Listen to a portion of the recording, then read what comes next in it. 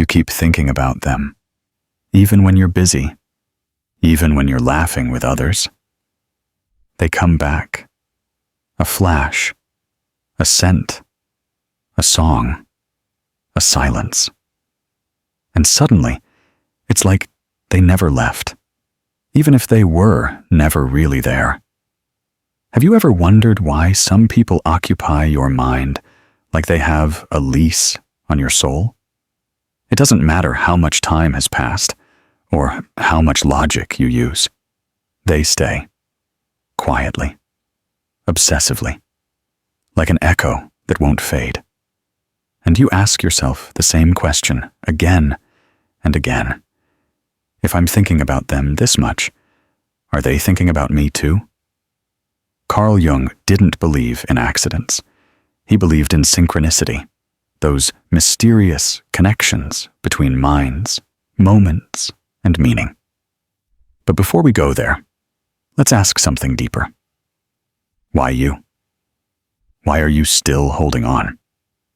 Jung said, until you make the unconscious conscious, it will direct your life, and you will call it fate. So maybe this isn't love. Maybe it's your unconscious screaming for closure. Maybe it's not them you miss. It's who you were when they were around. Because when someone leaves without a proper ending, when conversations are unfinished and feelings are left hanging, your mind becomes the crime scene, and thoughts become your investigation. You rewind, you replay, again and again. But here's the brutal truth Jung might ask you to face. Do you actually miss them? Or do you miss the illusion you created about them? Because half the time, it's not even the real person you're thinking about. It's the version your soul invented. Still, that feeling lingers, like they're pulling you back, like maybe, just maybe, they're thinking of you at the exact same time. And here's where Jung takes it to a whole other level. He talked about the collective unconscious, the deep well of symbols, emotions, and archetypes that all of us are connected to. And when two people experience something intense together, their energy might stay entangled in that field. Ever heard the phone ring right when you were thinking about someone? Or dreamed about someone you hadn't spoken to in years? And then they suddenly reach out? These aren't coincidences. They're psychic fingerprints. And sometimes, two minds can bump into each other in that invisible space. But let's slow down, because before we get carried away with the romance of it, let's get honest about obsession. Jung believed that when a person is stuck in your psyche, it's often because they represent a piece of you that you've disowned. They hold your unlived life, your unspoken words, your forgotten confidence, your repressed emotions. That's why you can't let go. Not because they were your soulmate, but because they're a mirror. A living, breathing mirror for a part of you that still needs healing. And so, when you think about them, you're really thinking about you. But still, the question remains, are they thinking about you too? Here's the honest answer. Sometimes, yes. Sometimes, no. But your mind doesn't need their permission to heal. Jung said, what you resist persists. So the more you fight the thoughts, the more they control you. The key isn't to stop thinking about them. It's to understand why you're thinking about them. Because that's where the power is. Not in whether they miss you, but in whether you're finally ready to face the part of yourself you've been avoiding. And maybe, just maybe, when you finally make peace with that, their grip on your mind will loosen.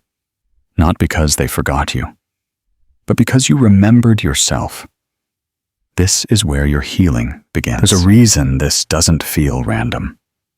A reason you keep seeing signs, hearing their name, dreaming their face, over and over, until it starts to feel like the universe is playing games with you.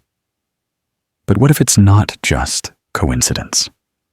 Carl Jung called it synchronicity, not cause and effect, but meaning and connection.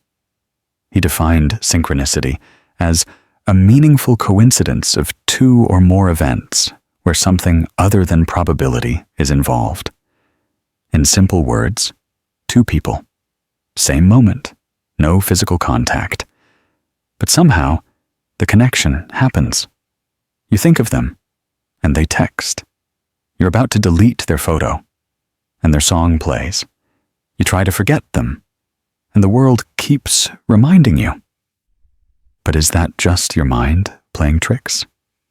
Or is something deeper pulling the strings? Jung didn't believe these moments were just chance. He believed there was an underlying field of energy where meaning lives. An invisible thread connecting people through thoughts, emotions, and inner symbols.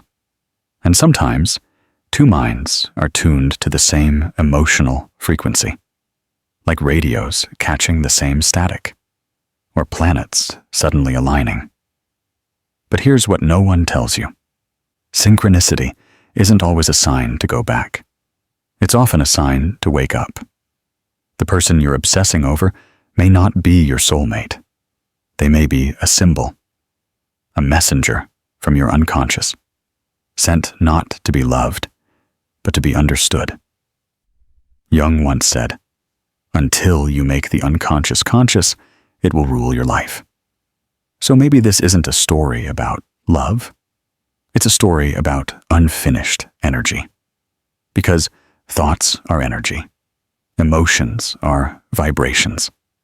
And when you feel someone deeply enough, that energy leaves an imprint. Some people call it a psychic cord. Others call it karmic memory. Jung simply called it meaning. He didn't need to explain it with ghosts or magic. Just the fact that your soul can sometimes reach for someone, even when logic tells you not to. But there's another angle you haven't considered. Projection. Maybe you're not connecting with them at all. Maybe you're projecting a part of yourself onto them, hoping they'll carry it for you. Think about it. You feel empty, so you imagine they're full of meaning. You feel lost, so you pretend they're your map. You feel broken, so you believe they're your healer. But Jung warned us, projection is dangerous, because once the illusion shatters, the pain is even greater. You weren't really in love with them. You were in love with what they represented. Still, what about them? Is there a chance they're thinking of you too? Yes. If there was real emotion shared, if you were both vulnerable, both raw, both affected, then chances are your energy left a mark on them too. But you may never know. And that's the hardest part, because Jung taught that the unconscious speaks in symbols, not in answers, and your obsession might not get closure in the form of a text or a reunion. The closure might come when you stop asking, "Do they miss me?" and start asking, "What does this feeling want to teach me?" Because maybe they're not coming back. Maybe they don't even remember the depth of what you felt, but that doesn't mean it wasn't real for you. It doesn't mean the connection didn't exist. It simply means that your journey is no longer dependent on theirs. You can love someone and still outgrow them. You can think of someone and still choose peace over pain. Jung would remind you, loneliness does not come from having no people around you, but from being unable to communicate the things that seem important. Maybe what you're really craving isn't them, but someone who finally gets you. And until you meet that person, your soul will keep wandering back to the last place it felt seen, even if it was an illusion. But you're not crazy. And you're not weak. You're just awake. And sometimes, awakening starts with obsession, with longing, with that painful echo of someone who made you feel alive. So if you're wondering whether they're thinking of you too, maybe that's the wrong question. Maybe the right question is, what will I do with this energy now? Will I let it consume me? Or will I use it to finally understand myself? Because once you understand the deeper meaning behind your obsession, the grip loosens, the fog clears, and you realize you were never chasing them. You were chasing a piece of your soul. They left, or maybe you walked away, but still, they remain. Not in your life, but in your mind. You try to ignore it. You scroll, you distract, you pretend, but in the quiet moments, they return. A ghost you didn't invite, a memory that refuses to die. Why does it feel like they're a part of you? Why does your body still respond to their absence, like it's oxygen you lost? Carl Jung would tell you, it's not just about them. It's about your shadow. The shadow is the part of you that lives in the dark, not evil, just unacknowledged. It's your pain, your anger, your jealousy, your longing, everything you hide from the world, and sometimes from yourself. And when you meet someone who activates your shadow, you don't fall in love. You fall into a mirror. Suddenly, they reflect your deepest wounds, your forgotten needs, your unspoken truths. That's why it feels magnetic and terrifying and impossible to forget. Because they didn't just touch your heart. They cracked open your unconscious. Jung said, "The meeting of two personalities is like the contact of two chemical substances. If there is any reaction, both are transformed." So, if you still feel haunted, it's because the transformation wasn't complete. There are things you wanted to say, but couldn't. Things you felt, but never shared. Things you saw in them that you desperately needed to see in yourself. They made you feel alive, but also exposed. And now, even after they're gone, they're still teaching you. Every overthinking spiral is a lesson. Every obsessive thought is a breadcrumb. And if you follow those breadcrumbs, not to them, but inward, you'll find the parts of yourself that were left behind. The people we can't stop thinking about. They often represent the emotional work we haven't done. They might symbolize the confidence you've been suppressing, the emotional intimacy you're scared of, the abandonment wound you never healed, the version of yourself you weren't allowed to be. And when they vanish, they leave behind an emotional imprint, not just in your heart, but in your psyche.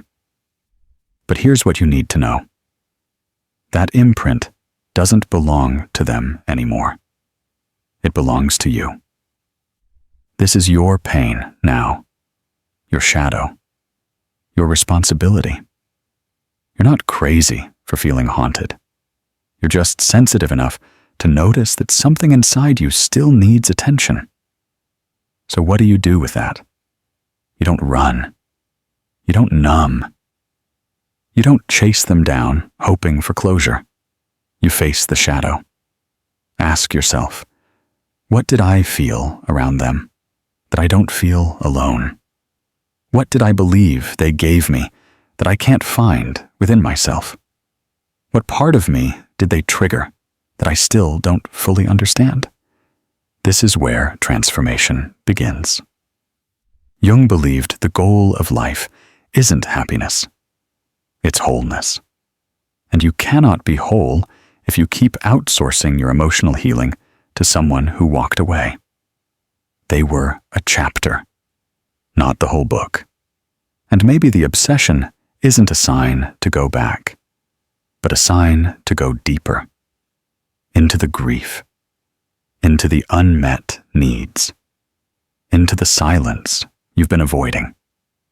Because sometimes what you think is love is really a trauma pattern wearing perfume. And when that person leaves, your nervous system keeps waiting, like a fire alarm that never got turned off. You can't sleep. You overanalyze every interaction.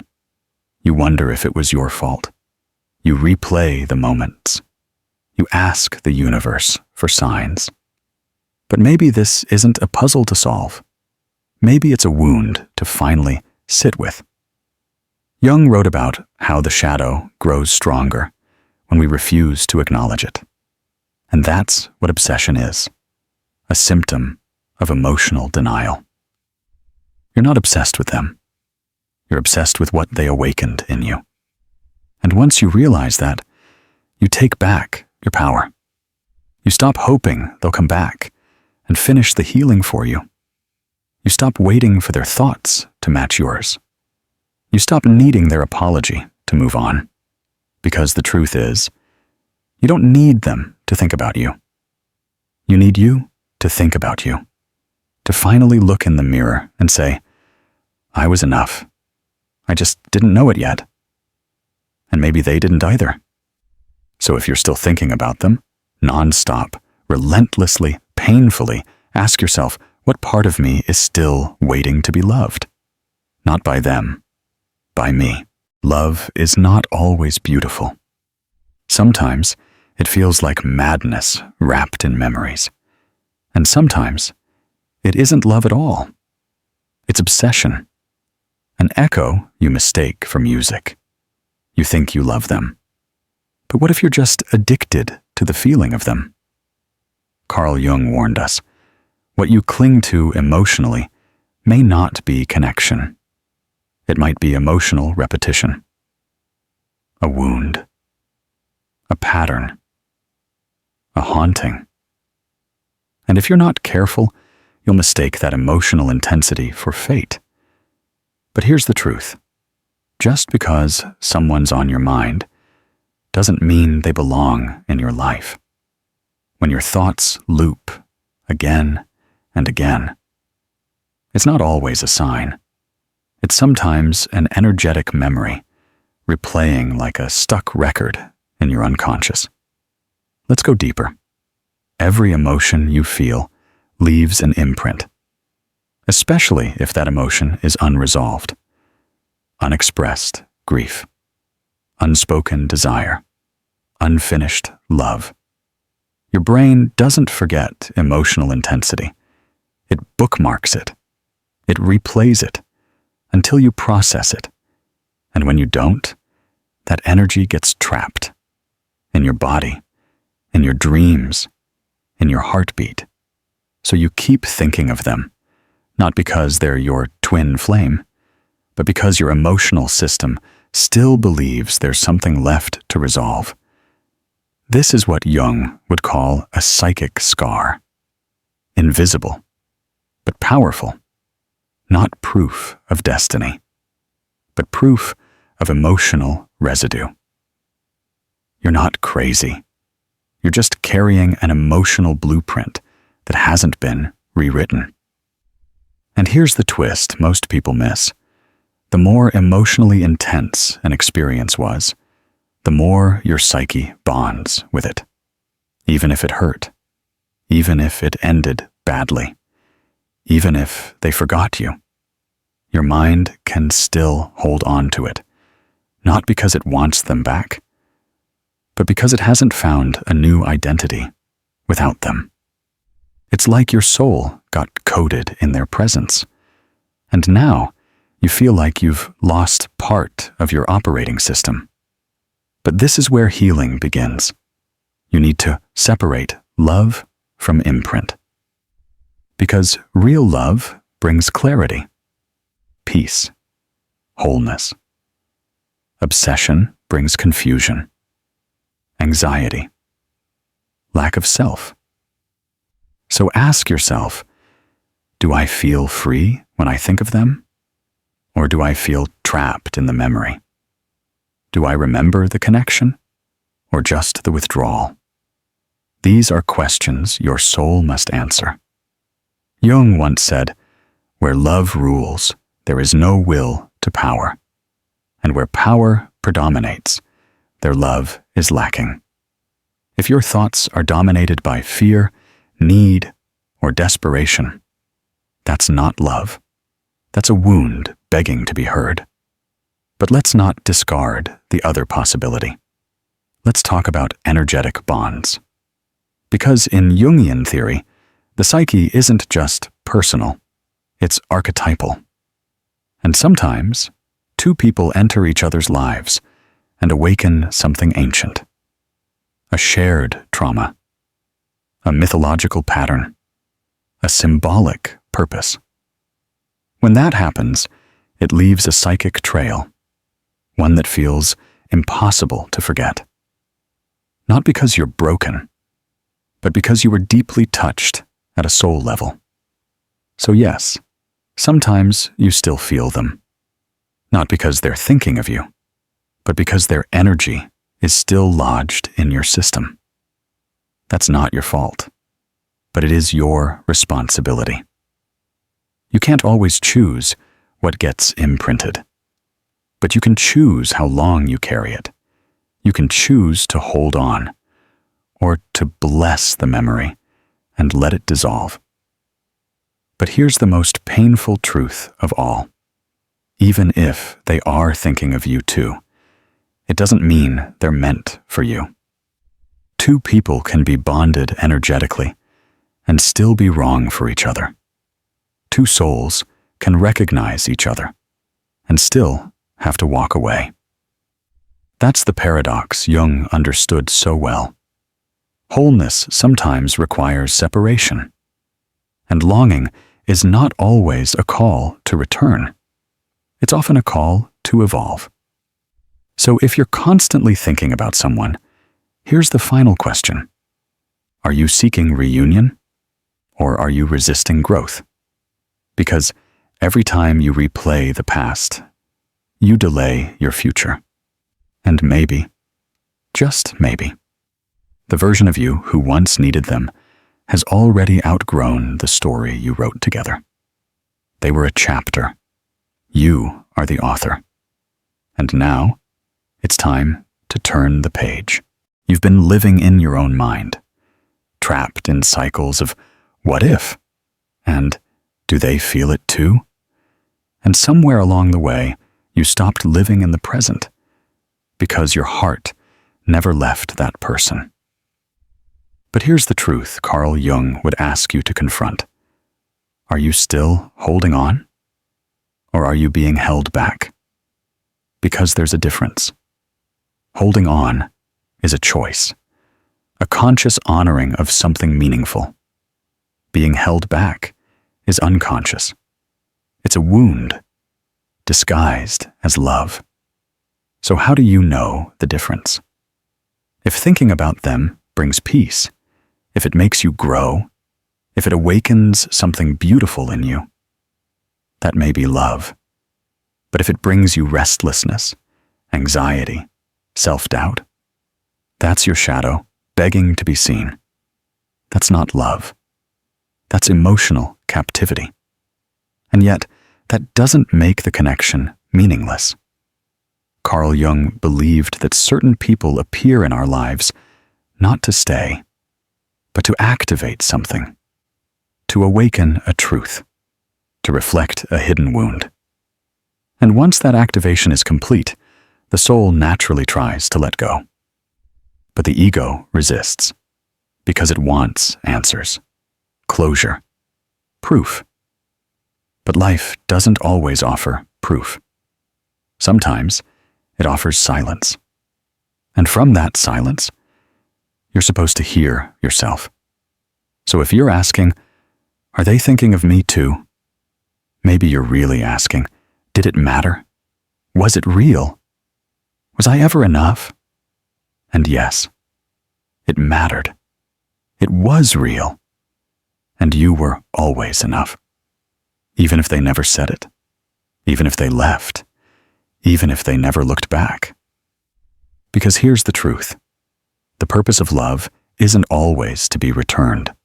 Sometimes it's to reveal, to pull you deeper into your own soul, to break your walls, to show you the parts of yourself you locked away. So if you're still thinking about them, it doesn't mean you're broken. It means the story is still finishing itself inside you. But don't wait for them to finish it. That's your job now. Jung once wrote, "People will do anything, no matter how absurd, to avoid facing their own soul. But you're not just anyone. You've felt the weight of love without resolution. You've carried emotions without reciprocation. And you're still here. Which means you're strong enough to close the door, even if they never do. And if they are thinking about you too, let it be a silent blessing. Let it float through the collective unconscious like a prayer unsent. But don't wait for it to knock. You deserve to move forward, with or without that answer. Because some connections aren't meant to last forever. That they're meant to last just long enough to change who you are.